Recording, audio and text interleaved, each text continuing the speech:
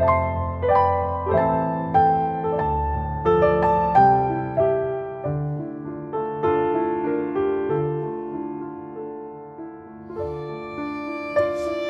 주 전에 프란체스코 교종이 한국에 와서 많은 관심을 끌었죠. 영향을 많이 주었습니다. 저도 이 교종에 대한 이야기를 설교를 통해서 말씀드린 적이 있는데요. 오늘도 비슷하게 천주교에 대한 이야기를 좀 시작하려고 합니다.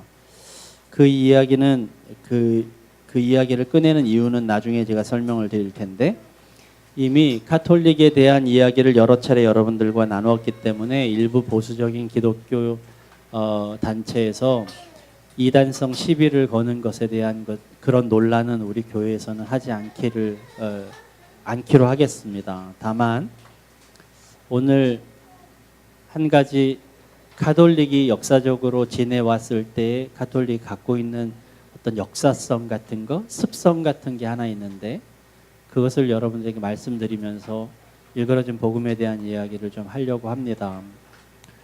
사실 우리는 가톨릭이라고 이야기하지만 이 명칭은 정확하지 않습니다.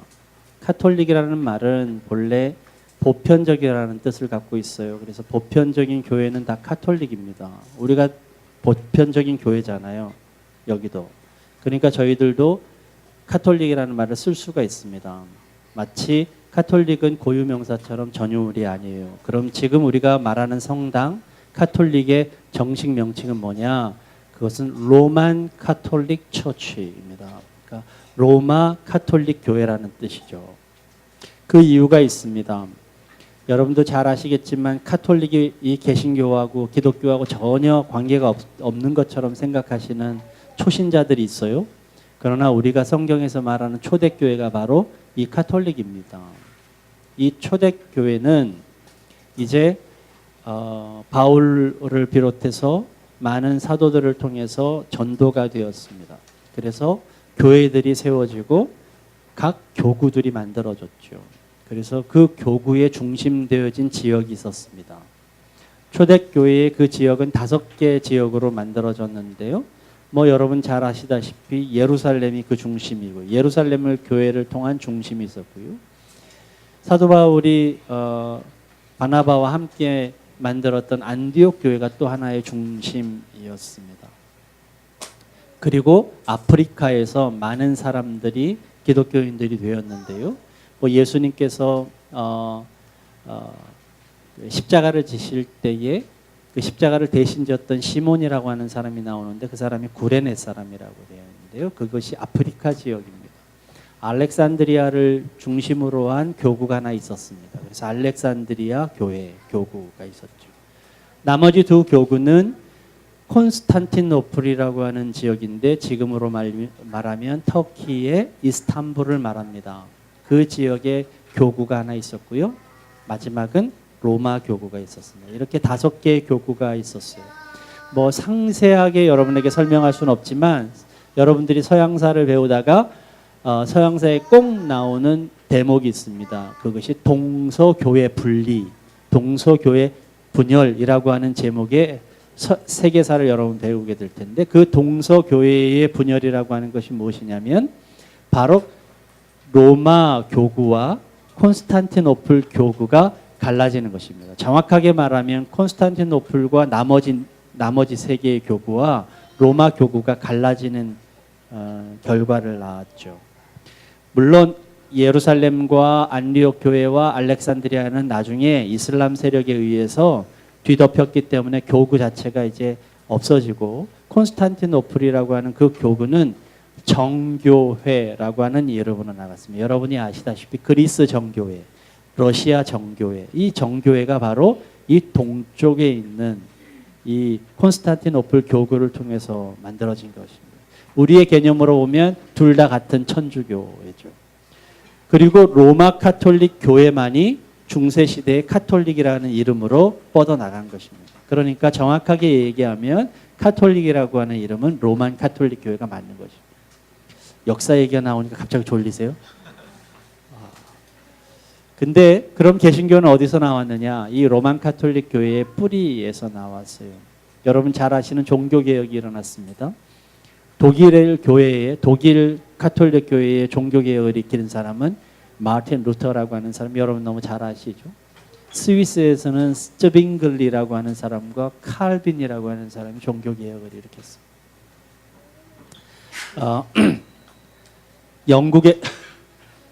영국에서는 토마스 크랜머라고 하는 사람이 종교개혁을 일으켜서 성공회라고 하는 단체를 만들었습니다. 우리 감리교회인데 감리교회 존 웨슬리는 그 성공의 사제였다가 이제 개신교를 하나 만들었는데 그게 감리교 교단이 되었던 것이죠.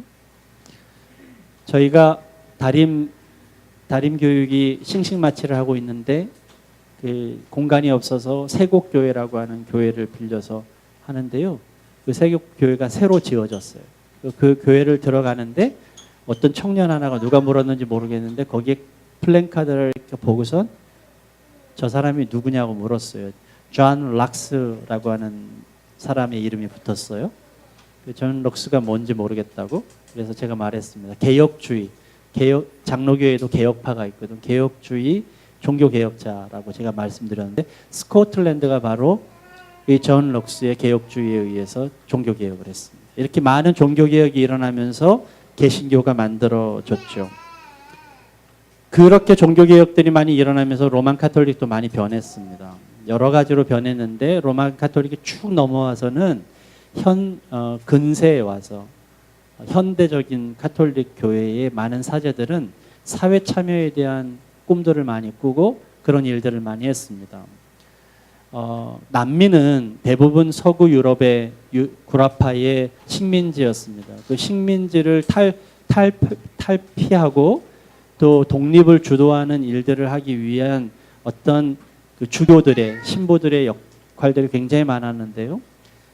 전 세계 신학계에 굉장히 커다랗게 영향을 주었던 신학이 해방신학이라는 신학이 있는데 그것이 바로 구티에레즈라고 하는 브라질에 있는 신부에 의해서 만들어진 신학이에요. 그만큼 민주화 투쟁을 많이 한 거죠. 여러분 만델라라고 하는 사람이 죄송합니다. 갑자기 제가 생각이 나서 그러는데요. 이렇게 고급스럽고 또 학구적인 이런 설교를 할 때에는 여러분들도 고급스럽고 학구적인 교인의 모습으로 변신해 주시기를 바랍니다. 갑자기 제가 이런 이야기를 하니까 멍하니 하늘을 쳐다본 분이 계셔서 다 아는 얘기이긴 합니다만 만델라라고 하는 대통령과 함께 남아프리카 공화국의 민주화를 끌었던 사람은 카톨릭 사제였던 투투라고 하는 사람이었습니다. 한국에도 그런 사람이 있죠. 한국에도 한국 민주화를 많이 향상시켰던 김수환 추기경이라는 분이 계셨죠. 종교 지도자이기도 합니다. 그렇게 보면 굉장한 민주화와 사회 참여 운동들을 카톨릭에서 많이 한 것을 우리가 보게 되는데요. 조금 흑 역사 같은 이야기를 좀 하면 카톨릭은요. 카톨릭 정책에 투 트랙의 정책이 있습니다. 이렇게 말하면 카톨릭 교인들이 뭐라고 할지는 모르는데요. 카톨릭은 중앙 집권제이기 때문에 투 트랙의 정책인데 뭐냐면 어느 지역을 가든지 어느 나라를 가든지 카톨릭이 그 정착을 할 때에는 반쪽은 친정부적으로 정착을 하고요. 반쪽은 친서민적으로 정착을 했어요. 그 이유가 있는데 로마 교회가 로마로부터 초대교회가 압박을 받고 또 많은 희생들을 하니까 그 위에 있는 사람들은 정부와 한 라인을 구성해 가지고요. 정부와 굉장히 이렇게 타협을 해 왔고요. 그 밑에 있는 복음을 전하는 사람들은 또 서민과 깊은 연관 관계를 해서 어느 나라든지 추기경이 있으면 추기경은 굉장히 친정부적이고요. 또 그 나라의 신부들 가운데는 또 사회 정의를 외치는 또 신부가 또 따로 있어서 그것이 교묘하게 엮이면서 일을 합니다. 한국도 마찬가지죠. 한국에서는 김수환 추기경이 민주화 운동에 굉장히 지대한 발전들을 가져왔다고 얘기하지만 그 천주교의 그 투트랙 정책에 철저하게 함께한 분이시죠. 서민과 깊은 관계를 하지만 정부하고도 깊은 연관을 맺으면서 일을 했던 아주 대표적인 분이기도 합니다. 그럼에도 불구하고 그분은 많은 영향력을 한국에 주셨어요. 그 이후에 그분이 돌아가신 이후에 한국에는 2명의 추기경이 있습니다. 정진석 추기경과 염수정 추기경이라는 분이 있는데 염수경 추기경이 최근에 세월호 유가족들을 만났던 모양입니다. 프란치스코 교종이 와서 만나고 그전에는 만난 적이 없었는데 가신 이후에 만났으니 좀 뒤늦은 감이 있지만 종교 지도자로서는 저는 좋은 발걸음이라고 생각합니다. 제가 감리교 감독회장님이 찾아갔다는 기사를 본 적은 없으니까요. 그런데 그곳에서 그분은 여러 가지 말을 쏟아냈습니다. 제가 그 기사를 읽고 제 마음속에 한편 굉장히 무거운 마음이 있었어요. 그 무거운 마음을 오늘 전하려고 합니다. 일그러진 복음 14번째 이야기입니다. 정의를 이루는 것은 하나님이 하시는 일이다. 저는 지난주에 광화문에서 지옥을 경험했습니다. 세월호 특별법 제정을 위해서 저는 하루 동조 단식을 했는데요. 그곳에 나가서 많은 사람들이 단식하는 그 자리에 하루를 같이 앉아 있었습니다. 너무 재밌게도 보니까 수많은 사람들이 거기 앉아서 조용히 단식을 하고 있는 것을 볼 수 있었어요. 저는 한 자리를 앉아가지고 처음 기도를 하고 있는데 옆에서 흐느끼는 소리가 있어서 쳐다봤더니 한 자매가요 무릎을 꿇고 하염없이 눈물을 흘리면서 기도하는 장면을 봤습니다. 근데 그렇게 기도를 약 2시간 정도를 하고 있더라고요. 그 장면이 저한테는 굉장히 인상적이었습니다.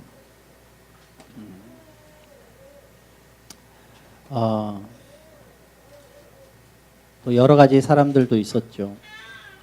제가 세월호 이야기를 하는 것을 여러분 정치적으로 듣지 않으시길 바랍니다. 저는 이 문제가 저에게 커다란 전환점을 줬어요. 이 문제는요, 일개의 교통사고가 아닙니다. 이 문제는 부패의 문제고요, 사회 구조적인 모순의 사건이라고 저는 생각합니다. 어떤 기업이 돈을 벌기 위해서 무리수를 두었고 또 그것과 협력하는 권력의 비리 문제라고 저는 생각합니다. 그럼에도 불구하고 100번 양보해서 교통사고라고 한다 하더라도 분명히 우리는 누군가와 접촉사고를 내도 잘잘못을 분명히 따지는 법입니다. 누가 어떻게 어떤 잘못으로 목숨을 잃었는지 가리는 법입니다. 그것이 자동차의 문제인지 교통법의 문제인지 아니면 운전수의 과실인지 문제를 철저하게 따집니다. 그런데 철저하게 따질 때에 가장 중요한 것은 공정하고 정의로운 것입니다. 사랑하는 여러분, 여러분은 축구를 볼 때 심판의 자격을, 심판이 있는 것을 보게 될 것입니다. 여러분, 심판의 가장 중요한 기본은 무엇일까요? 그 심판의 학력, 그 심판의 경력, 그 심판이 단호하게 휘슬을 부르는 것, 아니면 법관이 좋은 판결문을 내는 것, 그것이 심판의 중요한 것은 아닙니다. 심판에게 있어서 가장 중요한 것은 공정성입니다. 그래서 성경에서는 공의라는 말을 이렇게 쓰는 것입니다. 저는 독재를 하든 민주주의를 하든 누가 얼마나 벌어서 많이 먹고 잘 살든 상관하지 않습니다. 왜냐하면 공산주의나 민주주의나 그것이 하나님의 시스템이 아니기 때문입니다. 독재나 아니면 자유나 그것이 하나님의 시스템도 아니고요. 재벌이나 사회적 경제나 그것도 하나님의 뜻이 아닙니다. 하나님의 원리는 그런 시스템에서 나오지 않습니다. 다만 하나님은 정의와 공의를 사랑하시는 분이라고 분명하게 성경은 말하고 있습니다. 저는 다른 것은 몰라도 공정하지 못하고 정의롭지 못하는 사회는 악한 사회라고 저는 믿습니다. 하나님께서 그것을 원하시지 않기 때문입니다. 그 나라가 악하냐, 그 나라가 문제가 있느냐는 잘 사느냐 못 사느냐 결정되는 것이 아닙니다. 그 나라의 판결, 그 나라의 비판, 그 나라의 교육이 공정하고 정의로우냐 여기에 딸려 있는 것입니다. 언론이 이 상황에서 이 말을 하고 저 상황에선 저 말을 하는 것은 가짜 언론입니다. 누구에게는 이 기준을 정하고 누구에게는 저 기준을 정하는 그런 적용되는 법은 가짜 법률입니다. 이 공의의 문제는요, 사회에만 있는 것이 아닙니다. 나에 대한 기준과 남에 대한 기준이 다른 것들은 다 가짜입니다. 남이 하면 불륜이고 내가 하면 로맨스인 그러한 시기가 우리의 속에 있습니다. 그래서 은혜를 받고 그래서 복음을 접하며 그리스도인이 된 사람들은 그 기준이 같아지는 것입니다. 내가 아파하는 기준과 남이 아파하는 기준이 같은 것이고, 내가 슬퍼하고 내가 고통스러운 것과 남이 슬퍼하고 고통스러운 것이 같아지는 것이 그리스도인인 것입니다.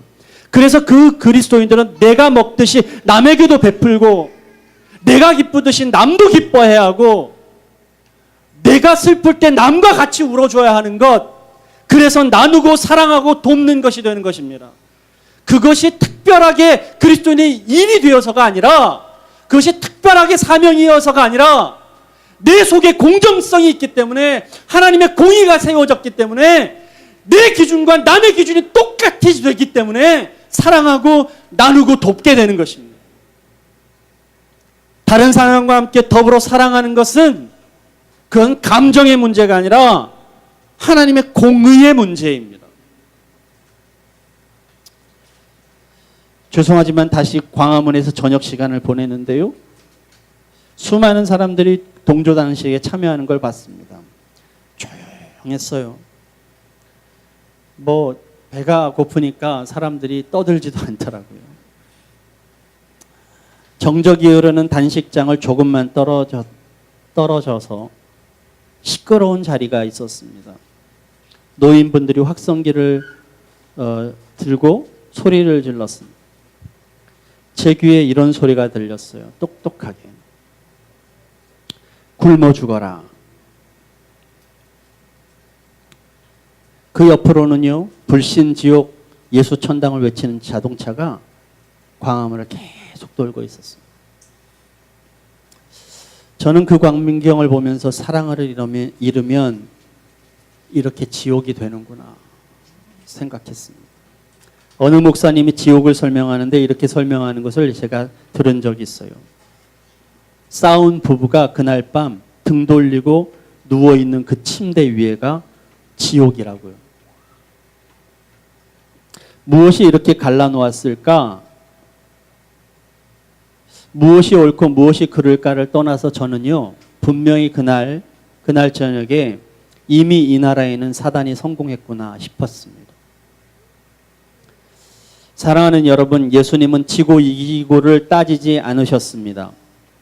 그분은 이기고 지는 문제, 성공과 실패의 문제로 인생을 살지 않으셨습니다. 단지 사랑하는 문제로 십자가를 지셨습니다. 그런데 어느덧 기독교는 십자가를 지고 이기는 문제로 만들어버렸습니다. 저는 여러분에게 간절히 호소드립니다.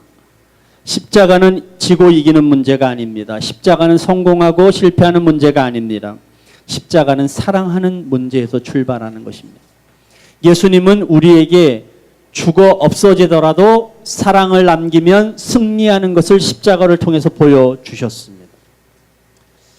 세월호 유가족을 추기경이 찾아가서 이런 이야기를 했던 모양입니다. 정의를 이루는 것은 하나님께서 하시는 것이니까 당신들은 가만히 있으십시오. 저는 분명히 믿습니다. 정의는 하나님께서 이루십니다. 오직 하나님께서만 심판하십니다. 우리는 심판의 주체가 될 수 없습니다. 우리는 사랑하는 것만이 있을 뿐입니다. 분명히 저는 믿습니다. 그러나 이것이 분명한 사실이지만 정의를 위해서 우리가 아무것 하지 말라는 것은 결코 아닙니다. 하나님은 사랑이십니다. 그러나 그 사랑이, 하나님의 사랑이 우리가 사랑하지 않으면 이루어지지 않습니다. 그래서 우리에게 하나님께서는 서로 사랑하라고 말씀하신 것입니다. 우리가 사랑해야 하나님의 사랑이 우리를 통해서 이루어지기 때문입니다. 이것과 마찬가지로 정의 또한 우리가 이 땅에서 행동해야만 하나님께서 그 정의를 이루신다는 사실을 우리는 잃어버려서는 안 됩니다. 그렇기 때문에 정의는 하나님께서 이루시지만 너희가 가만히 있어야 된다고 하는 것은 반쪽 복음입니다. 아니, 저는 정확하게 얘기한다면 그것은 공중 권세 잡은 자의 논리라고 저는 생각합니다. 이런 것입니다. 독재자를 너희들이 뽑아놓은 것도 하늘의 뜻이니 가만히 있어라. 이런 일이 벌어진 것도 하늘의 뜻이니 너희들은 그냥 가만히 있어라. 내가 죄 지은 것 어쩔 수 없는 일이니, 그렇게 만들어진 일이니 그냥 가만히 있어라. 운명에 맡겨라. 그건 사단의 논리입니다. 분명히 알아야만 합니다. 사단은요, 우리가 하나님을 섬기지 못하게 방해하는 존재가 아닙니다. 방해할 수도 없습니다. 여러분들은 지금 그 사단의 방해를 뚫고 이 자리에 왔으니까 여러분은 성공한 것이죠. 예수님을 섬기고 예수님을 믿잖아요. 그러나 사단은 예수님을 섬기는 것 같지만 결국은 아무것도 하지 못하게 만드는 것이 사단의 전략입니다. 성경을 읽으나 아무 행동도 하지 못하게 만듭니다. 말씀을 듣지만 아무 실천도 하지 못하게 만듭니다. 은혜는 받지만 아무것도 본받지 않게 만드는 것이 사탄입니다. 그러고도 나는 성경을 읽었고, 그러고도 나는 말씀을 들었고, 그러고도 나는 은혜를 받았다고 생각하며 살게 만드는 것이, 그것이 사단의 힘입니다. 여러분, 사단에게 이기고 있습니까? 지난주 우리 교회가 세운 보이지 않는 교회 다림교육에서는요, 매달마다 있는 부모 교육이 있었습니다. 이번 달에는 제가 부모 교육을 인도했는데요, 공감이라고 하는 주제로 강연을 했습니다. 감사하게도요, 그전에는 안 그랬는데 최근에 부모 교육을 할 때요, 이 부모 교육이 마치 교회 같았어요. 막 사람들이 눈물도 흘리고요, 동감하고요.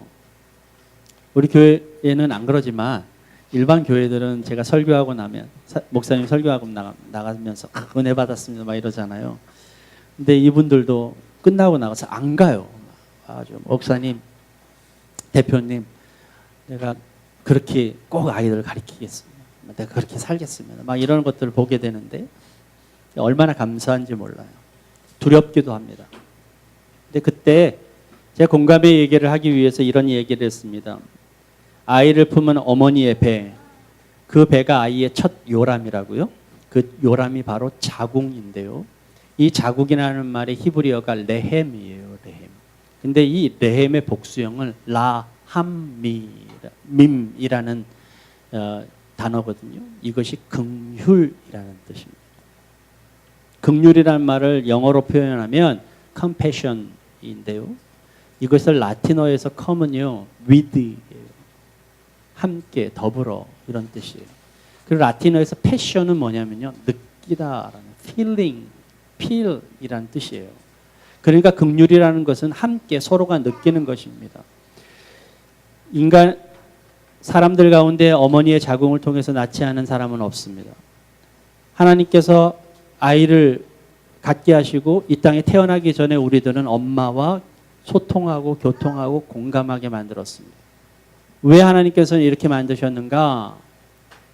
하나님은 처음에 천지를 창조하실 때 인간을 만드시고 인간과 하나님이 공감하는 존재로 만드셨어요. 죄는 어디서부터 생겨났는가? 그 공감이 끊어졌기 때문입니다. 같은 마음을 같이 느끼고 같이 생각하는 마음이 끊어졌기 때문입니다. 그래서 하나님께서는 인간을 어머니의 뱃속에 집어넣으시면서 어려서부터 엄마와 함께 공감하는 능력들을 가지고 태어나게 만들었습니다. 그러나 사회는 그 공감을 점점 깨버립니다. 우리는 태어날 때부터 누군가와 함께 느끼며 사는 존재입니다. 하나님은 모든 이들이 태아로부터 누군가 공감하도록 만드셨어요. 그래서 이 공감이 깨지는 순간 우리는 죄에 사로잡히는 것입니다. 예수님께서 이 땅에 오셔서 새 계명을 주실 때 서로 사랑하라고 하셨습니다. 이 서로 사랑하라고 하는 것은 바로 내가 하나님께서 처음 인간을 만드실 때 너와 내가 공감했던 것처럼 너희들도 공감하면서 서로와 서로를 느끼면서 사랑하면서 살으라고 하는 하나님의 창조 원리를 새롭게 세우신 공감 능력을 제시한 것입니다. 많은 어머니들은 자녀들이 공부만 잘하면 좋겠다고 생각할지도 모릅니다.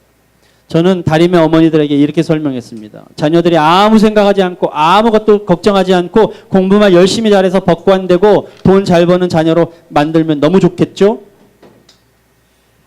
그러나 그 자녀들이 나중에는 이렇게 어머니에게 말할지도 모른다고 했습니다. 엄마, 나 정말 엄마를 나보다 정말로 잘 모실 훌륭한 사람을 찾았어요. XX 요양병원. 그들은 전문가예요. 나보다 훨씬 잘해요. 너무 좋죠. 괜찮겠죠. 거기에 모실게요. 엄마가 얘기합니다. 아니야, 나는 너한테 원하는 건 너하고 이야기하는 거야. 엄마, 나는 그런 기술이 별로 없거든요. 내가 돈 많이 드릴게요. 내가 진짜 전문가하고 이렇게 잘 섬기게 할게요. 엄마, 나 정말 괜찮죠? 너무 훌륭하죠? 아니, 내가 원하는 건 너와 전화통화하는 것 뿐이다. 그게 뭐가 그렇게 중요해요? 내가 돈도 더 많이 드릴게요. 전혀 공감하지 못하는 아이는 이렇게 자랄지도 모릅니다. 죄송합니다. 괴물입니다. 프란치스코 교종이 한국을 떠나면서 한 말을 여러분 기억하십니까? 사람들의 아픔 앞에서는 나는 중립을 지킬 수 없었다. 선과 악 사이에는 중립이 없습니다. 빛과 어둠 사이에는 중립이 없습니다. 여러분은 아무리 내가 중립이라 한다 할지라도 나도 모르는 사이에 어느 편에 서 있는 것입니다. 찬송 가사에 이런 가사가 있습니다. 어느 민족 누구에게나 결단할 때 있나니 참과 거짓 싸울 때에 어느 편에 설 건가. 가만히 있는 여러분들은 지금 어느 편에 서 있습니까? 다시 말씀드립니다. 중립은 없습니다. 여러분들은 분명히 어느 편에 지금 서 계십니다. 여러분이 서 있는 곳이 하나님의 정의가 흐르는 곳 맞습니까? 여러분이 가만히 있는 지금 여러분의 마음이 사랑이 흐르는 편입니까? 여러분이 지금 서 있는 곳이 우는 자와 함께 울어주고 아픈 자를 위로하는 그런 자리입니까? 여러분이 지금 가만히 있는 그곳이 하나님의 시선이 머무는 그 자리입니까? 정의는 나의 마음과 행동에서 시작해서 하나님의 심판으로 마무리되는 것이 바로 정의입니다. 그것이 진리입니다. 일그러진 복음 15번째 마지막 이야기입니다.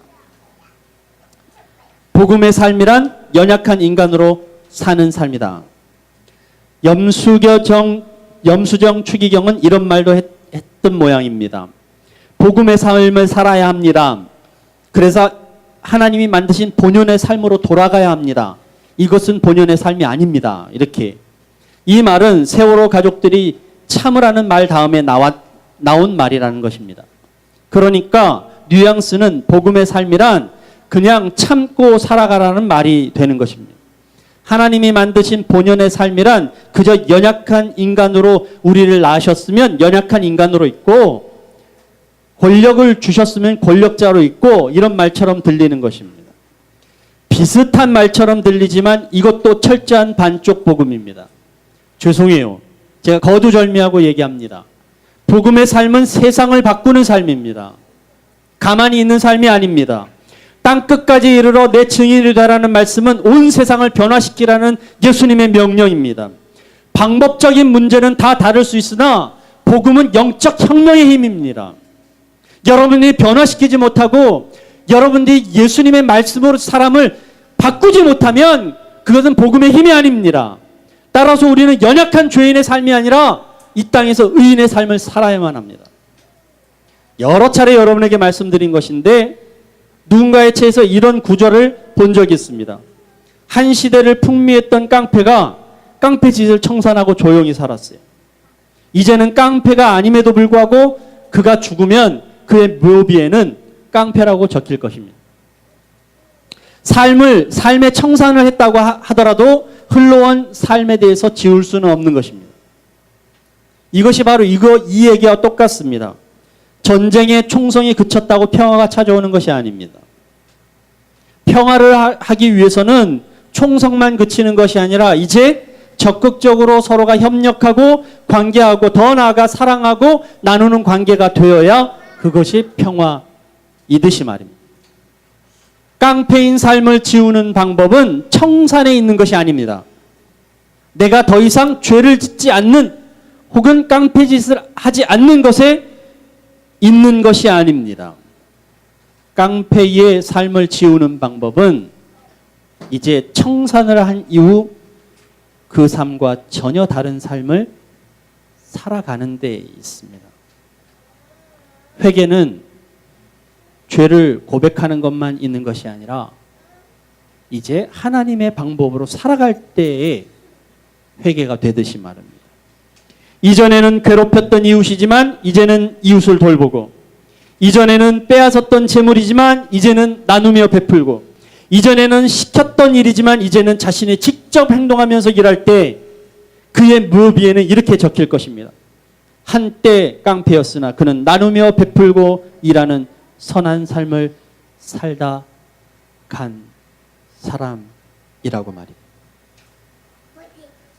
복음을 품은 우리는 연약하지 않습니다. 우리가 움직이면 사탄이 긴장하고 사회가 긴장하는 것이 복음 품은 우리의 모습입니다.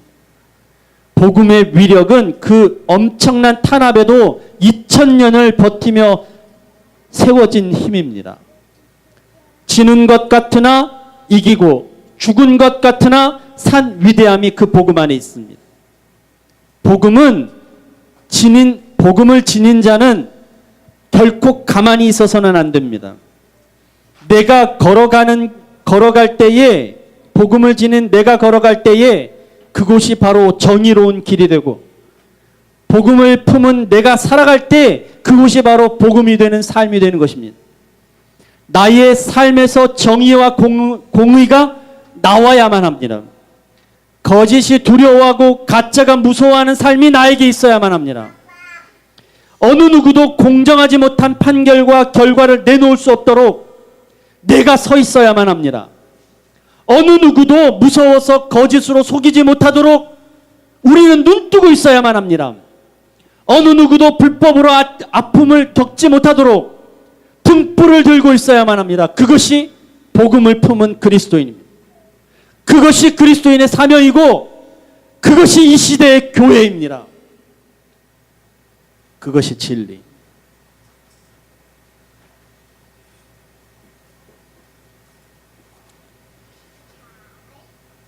피라고 하는 뜻을 가진 히브리어는 담입니다. 이 담이란 말은 피 혹은 포도주라는 뜻이죠. 하나님이라고 하는 단어 아와 피라고 하는 단어 담이 모여서 아담이 되었습니다. 혹시 그거 보여주실 수 있어요? 우리 제목 붙어 있는 그림. 네. 제일 처음에 여러분들이 이 사진을 보면서 무슨 포도주라고 생각하셨겠죠. 제가 말씀드렸잖아요. 담이란 말은 피 혹은 포도주라고요. 예수님께서 우리에게 포도주를 주신 거라고요.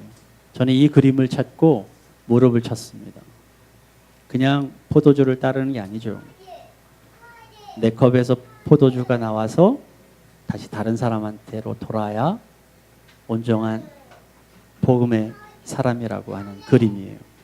사랑하는 여러분, 사람에게는요 하나님의 피가 흐릅니다. 세상은 이렇게 말할지 몰라요. 세상은 돈이 돌아야 산다고요. 그러나 그리스도인들은 이렇게 말해야 합니다.